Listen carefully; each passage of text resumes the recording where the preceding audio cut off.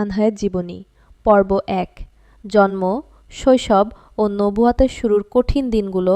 ফাতিমা রাদিয়াল্লাহু আনহা ছিলেন মুহাম্মদ সাল্লাল্লাহু আলাইহি ওয়াসাল্লাম ও খাদিজা রাদিয়াল্লাহু আনহার কন্যা। তিনি ছিলেন তাদের সবচেয়ে ছোট মেয়ে। ইতিহাসবিদদের মধ্যে তার জন্মসাল নিয়ে কিছু মতভেদ আছে, তবে অধিকাংশ বর্ণনা অনুযায়ী তিনি নবুয়াতের আগে মক্কায় জন্মগ্রহণ করেন। তিনি এমন একটি ঘরে বড় হয়েছেন যে ঘরটি ছিল সততা, দয়া ও আল্লাহর এবাদতে ভরপুর। তার বাবা ছিলেন আল আমিন নামে পরিচিত, আর তার মা ছিলেন কুরাইশের অন্যতম সম্মানিত ও মর্যাদাবান নারী। কিন্তু তার ছোটবেলার সুখের দিনগুলো খুব বেশি দীর্ঘ হয়নি। যখন রাসূলুল্লাহ সাল্লাল্লাহু আলাইহি ওয়াসাল্লাম ৪০ বছর বয়সে নবুয়ত লাভ করেন, তখন মক্কার কাফিররা ইসলামের বিরোধিতা শুরু করে।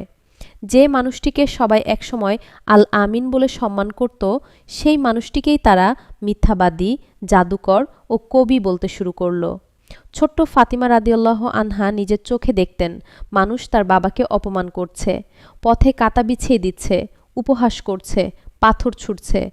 একটি শিশুর জন্য এগুলো দেখা কতটা কষ্টের ছিল তা কল্পনা করা কঠিন।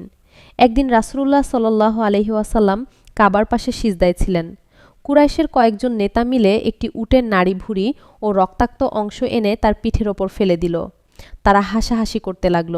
কেউ এগিয়ে এলো না। খবর পেয়ে ছোট্ট ফাতিমা রাদিয়াল্লাহু আনহা দৌড়ে এলেন।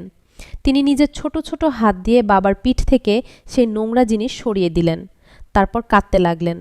রাসূলুল্লাহ সাল্লাল্লাহু আলাইহি ওয়াসাল্লাম তাকে সান্ত্বনা দিলেন এবং আল্লাহর কাছে অত্যাচারীদের বিরুদ্ধে দোয়া করলেন। এই ঘটনাটি সহিহে আল বুখারী ও সহিহে মুসলিমে বর্ণিত হয়েছে। এখান থেকে শুরু হয় এক আদর্শ কন্যার জীবন।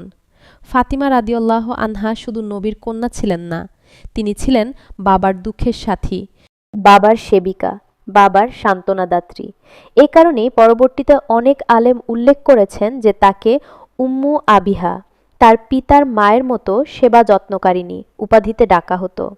তবে এ বিষয়ের বর্ণনাগুলোর সনদ নিয়ে আলেমদের মধ্যে আলোচনা রয়েছে, তাই এটিকে সহিহ হাদিস হিসেবে নয়, বরং ঐতিহাসিকভাবে প্রচলিত উপাধি হিসেবে বোঝা উচিত।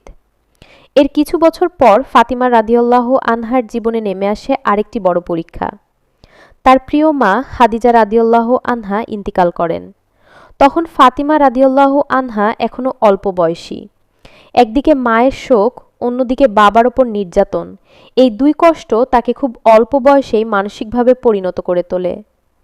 প্রিয় দর্শক, দয়া করে ভিডিওটি ভালো লাগলে সাবস্ক্রাইব করে দিবেন আর একটি গঠনমূলক কমেন্ট করবেন। আপনার একটি কমেন্ট ও একটি লাইক আমাকে নতুন কিছু করতে অনুপ্রেরণা জাগায়। আসসালামু আলাইকুম।